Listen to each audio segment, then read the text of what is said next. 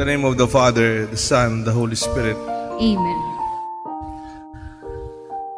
The call of the 12 disciples is a call of leadership because they became the 12 foundations of our church, even in their humble experience and situation.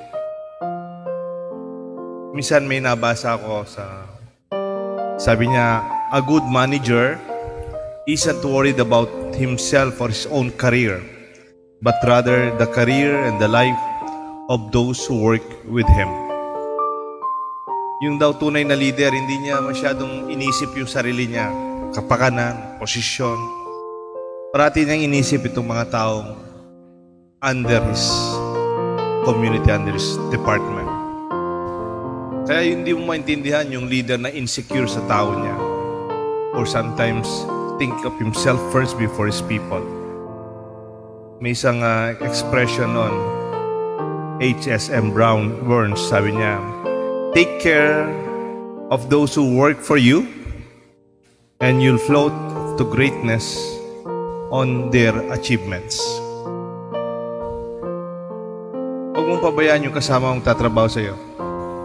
Yung kanilang mga magagawa yan, tagumpay mo na rin yun.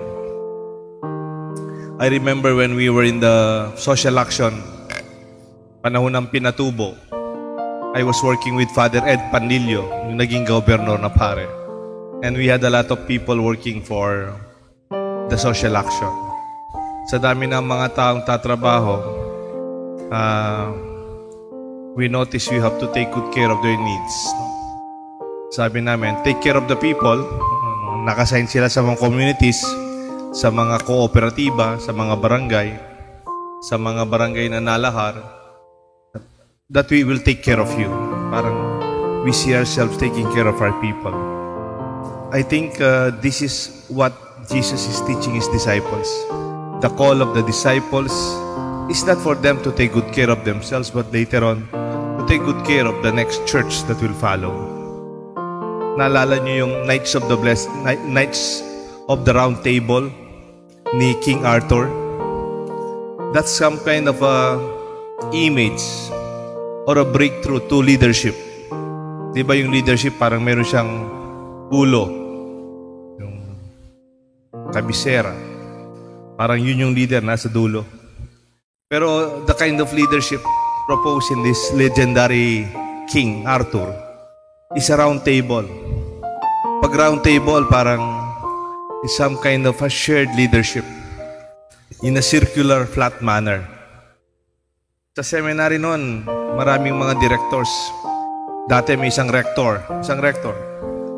Pero later on, they had the system they called primus inter pares, that they take turns in taking leadership of the whole seminary.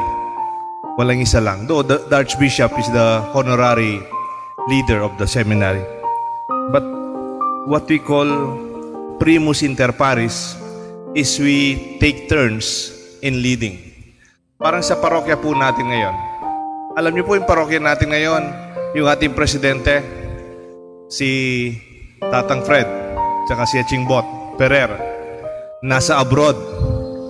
At yung nasa sila? Qatar? Nasa Qatar sila. Nasa abroad for 6 months.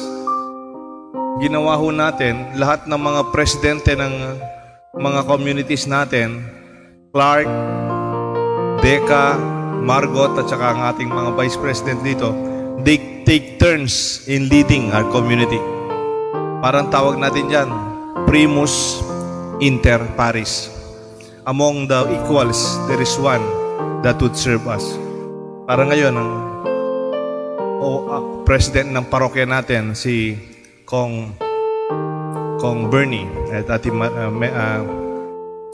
Marisa, baby, Henson, that they take care of the parish for this man, and then another will be assigned after. It's some kind of a sharing that we care for one another, and we don't feel insecure when somebody leads us. And we just help each other sama-sama in this kind of work. Let us not be too conscious about our position. Look at the simplicity of great leaders like Mahatma Gandhi and even Saint Mother Teresa. In their simplicity and in the holiness of Mother Teresa, they inspire. And in this way, this leadership is given to us by Jesus. Naalala ko, great leader do not always have to have the position as long as you just care for your people. Hindi man kailangan kang maging presidente o vice president para mabigay mo yung sarili mo sa iba. Kilala niyo po yung si Oscar Schindler's List, yung naging movie, yung German millionaire na may factory. Tapos, yung mga workers niya, most of them are Jewish. They were taken as prisoners of war or prisoners in concentration camp during the Nazi German war. Ang ginawa po ni Oscar Schindler, may listahan siya ng kanyang mga tao. Di ba, yung pinapasweldo mo, isa-isa, binribe niya. Binribe niya yung mga German officials. Pwede palang i-bribe, no? Yung dala siya ng alak, dala siya ng regalo. Pwede kong ipalabas itong taong ito, kailangan ko sa factory ko. Tapos pwede ba ito? Tinitignan niya yung listahan niya. Kaya Schindler's List Sinya-check niya. Hanggang mawala na yung pera niya, maubos na yung kanyang ari-arian kasi binibili niya yung kanyang mga workers to be free, to save them, literally. And then, sabi nung kaibigan niya, si Raulo ka, you cannot save the world. Hindi mo na, you cannot save the world. Kasi talagang almost every day pumupunta siya sa prison camp, liberating and buying literally the life of these people. And sabi niya, Oscar, you cannot save the world. And then sabi niya ni Oscar, I just saved the world of this man. And I think he was just following a very old Jewish Talmud. Talmud is a book of writings of wisdom in Jewish religion. Sabi niya, whoever saves one life saves the world entire. Kahit nakaligtas ka lang ng isang kaluluwa, naligtas mo na ang mundo ng taong yun.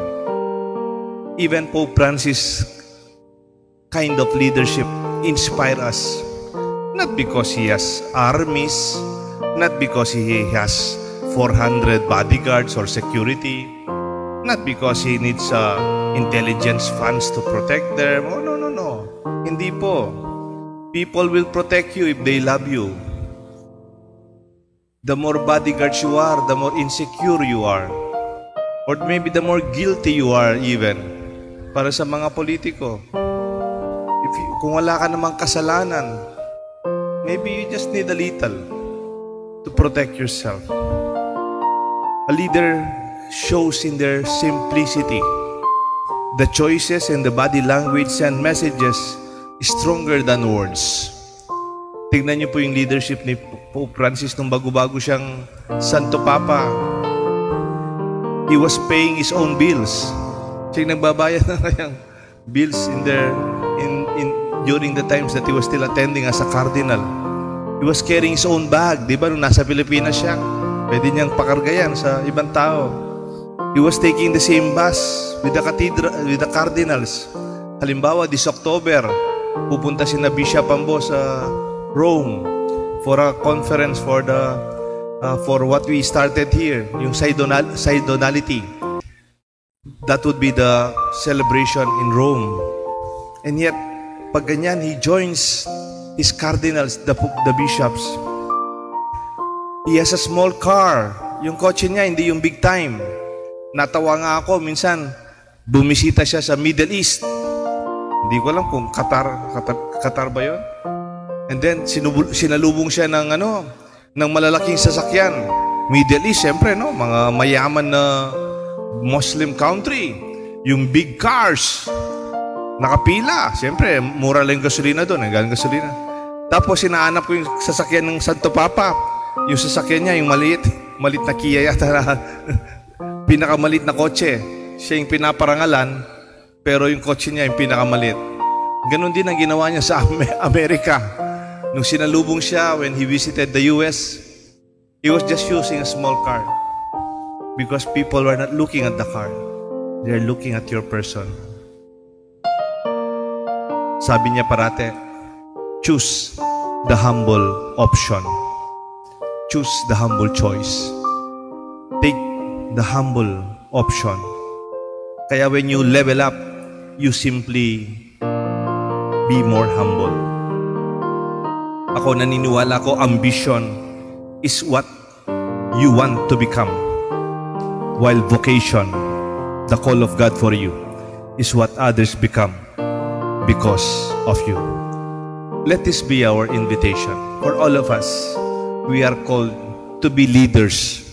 Not because pakita natin mas magaling tayo at mas mabuti sa ibang tao, no? We are here to humbly serve each other. Sincerely, joyfully. Level up your leadership. May God bless us all, the Father, the Son, and the Holy Spirit. Amen.